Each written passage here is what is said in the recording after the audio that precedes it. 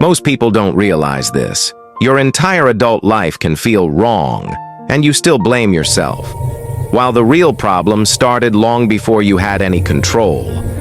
If you grew up with toxic parents, if you're drawn to narcissists, or if you keep repeating the same painful patterns, this is not because you're broken.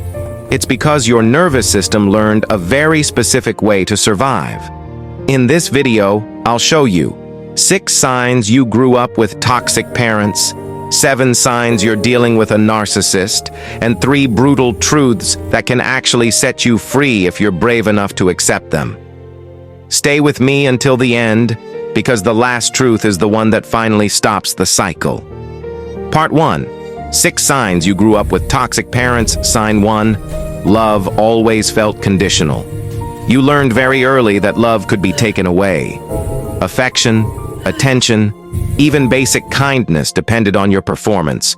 Good grades, being quiet, being useful, being the perfect child were the price you paid to feel safe.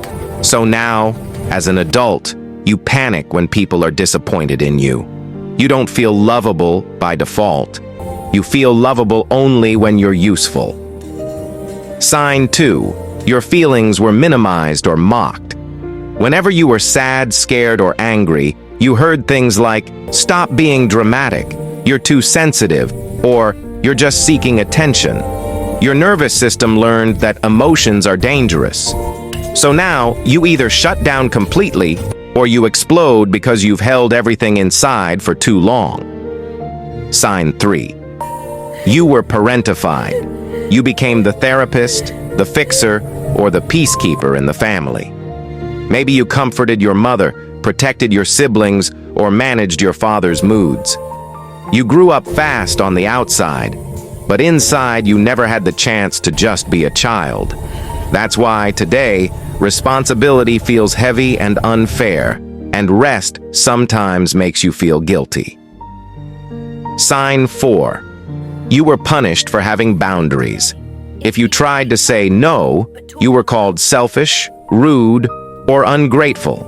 Your needs were seen as a threat to the family system. So now you over-explain everything, you apologize for existing, and you tend to say yes, even when your whole body is screaming no. Sign 5. You learned to walk on eggshells. You never knew which version of your parent you would get, calm or explosive, loving or cruel, so you became hyper-vigilant. You scanned every room, every tone of voice, every tiny facial expression, trying to prevent the next emotional storm. As an adult, this turns into anxiety, overthinking, and constantly replaying conversations in your head. Sign 6. You confused chaos with love. Because chaos was normal in your childhood, your nervous system linked intensity with connection. So when you meet someone stable and kind, it feels boring. But when you meet someone unpredictable, controlling, or dramatic, it feels like home. This is not proof that you're broken. It's proof that your nervous system was trained in a war zone and is still looking for familiar battlefields. 7 signs. You're dealing with a narcissist. Now, let's talk about narcissists. The people who often feel strangely familiar if you grew up with toxicity. Sign 1. They make everything about themselves. No matter what the topic is, they find a way to turn the spotlight back onto them. Their pain, their success, their opinions. When you share something vulnerable, they either one-up you or redirect the conversation. You walk away feeling unseen and a little bit crazy. Sign 2. They rewrite history. If you try to talk about something hurtful they did, they suddenly don't remember, or they say you're exaggerating. This is called gaslighting. It makes you doubt your own memory, your own feelings, and sometimes even your sanity. Sign 3. They give conditional affection.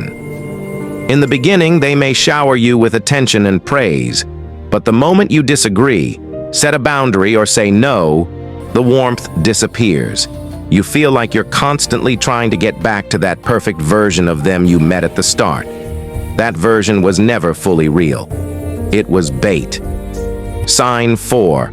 They play the victim. No matter what they do, they always find a way to become the one who was wronged. If you confront them, suddenly they're the one who's hurt. They're the misunderstood, fragile soul. And you end up apologizing to the person who harmed you. Sign 5. They isolate you. Maybe not directly, but slowly you start spending less time with your friends and family. They complain when you have other priorities. They make you feel guilty for giving attention to anyone but them. This isolation gives them more control and makes it harder for you to reality check what's happening. Sign 6. They attack your self-worth. Little comments, constant criticism, subtle jabs about your looks, your intelligence, your dreams. Over time, your confidence erodes. You start believing that you're lucky they even tolerate you. This is not an accident. It's a way to keep you small and obedient. Sign 7. You feel exhausted, confused, and never enough. The clearest sign is not their behavior, it's your nervous system. You feel drained after seeing them. You rehearse conversations before they happen. You feel guilty when you're happy without them. Healthy love doesn't feel like that. Healthy love might be challenging at times, but it doesn't feel like you're losing pieces of yourself. 3 brutal truths that will change your life. Now, here are 3 brutal truths. They might sting, but if you let them sink in, they can completely change the direction of your life. Truth 1. Your childhood was not your fault, but your healing is now your responsibility. You did not choose your parents. You did not choose their wounds, their addictions, or their emotional immaturity. But if you wait for them to apologize or suddenly become the parents you needed, you will stay stuck in the same chapter forever. Healing begins the moment you say, I did not deserve what happened, but I do deserve a different future. And I'm willing to take the first step. Sometimes that first step is therapy. Sometimes it's setting a boundary. Sometimes it's just admitting for the first time, that was not normal. That was abuse. Truth 2. The people who hurt you will probably not be the ones who heal you. The apology you dream of may never come. The validation you crave may never arrive in the form you want. Waiting for them to change is like waiting for winter to turn into summer overnight.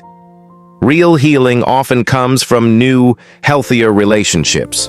Friends, partners, communities, and sometimes professionals who can give you what your parents and narcissists couldn't: safety, respect, and consistent care. You are allowed to outgrow the people who refuse to grow. Truth 3. You have more power than your trauma wants you to believe. Trauma trains your brain to think in extremes. All or nothing. Always or never. I'll always be like this. Nothing will ever change. But your brain is plastic. Your nervous system can learn safety. Your patterns can change with small, consistent steps. Every time you say no when you used to say yes, every time you choose the healthy, boring person over the intense, chaotic one, every time you speak to yourself with kindness instead of cruelty, you are literally rewiring your brain. It won't happen in one day, but it will happen if you stop giving up on yourself. Outro, call to action. If any part of this video felt like I was telling your story, I want you to know this.